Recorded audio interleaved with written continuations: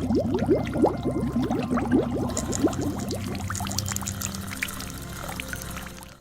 Friends, இன்னைக்கு நம்ம பார்க்க போகிற தூண்டில் முள்.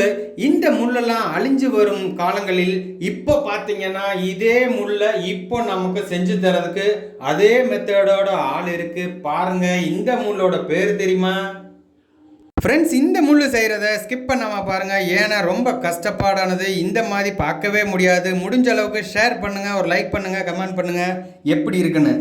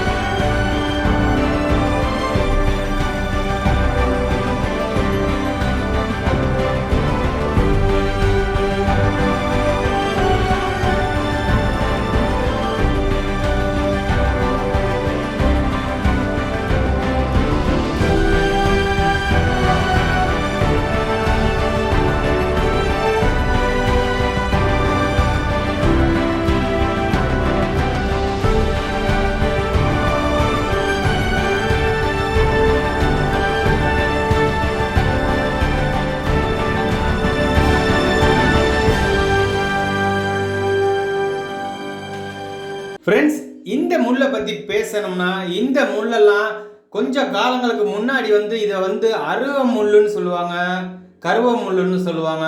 அப்புறம் இதுக்கு பல பேர் இருக்கு. இந்த முள்ளு நீங்க பார்த்துருந்தீங்கன்னா அதோட பேர் என்னன்னு எங்களுக்கு கமெண்ட் செக்ஷன்ல பண்ணுங்க. இந்த முள்ளுலாம் இப்போ கிடைக்குதான்றதே தெரியல. இது நம்ம தேடி பிடிச்சு நம்ம ஒரு அண்ணன் சூப்பராக செய்வார். இந்த முள்ளு பழைய ஆளு தான் அவர் முகத்தை காட்டல, இருந்தாலும் சூப்பராக செஞ்சு காமிச்சிருக்காருல. பாருங்க எப்படி செஞ்சிருக்காருன்னு பாருங்க. அதே மாதிரி பார்த்தீங்கன்னா இந்த முள்ளு யாருனாலும் செய்யலாமான்னா செய்ய முடியாது. ஏன்னா ரொம்ப நேரம் ஸ்பெண்ட் பண்ணணும், அதுக்கேற்ற மாதிரி கம்பி இருக்கணும். அந்த கம்பியை சூடு பண்ணி அதை வளைச்சி சூப்பராக அதை பண்ணுவாங்க.